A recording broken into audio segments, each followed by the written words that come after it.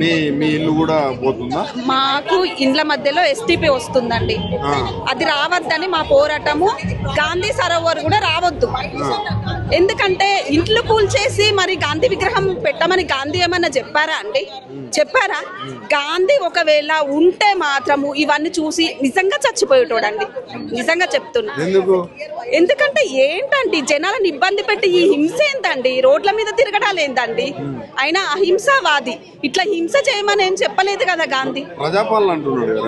ప్రజాపాలన, దీన్ని ప్రజాపాలన అన్నారు, రౌడీ పాలన అంటారు. నా దృష్టిలో ఇది రౌడీ పాలన, ప్రజాపాలన అయితే కాదు. ఇలాంటి పరిస్థితులు వస్తాయి అనుకున్నారమ్మా? మేము అస్సలు అనుకోలేదండి. ఏదో మార్పు కోసం మేము ఓటేసాం కానీ ఇలా జరుగుతుందని అస్సలు అనుకోలేదండి. లేదండి, ఎలాంటి ఇబ్బందులు లేవు.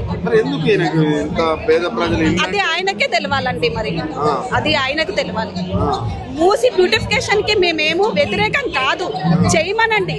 కానీ ఇల్లు కూల్చేస్తే మరి అండి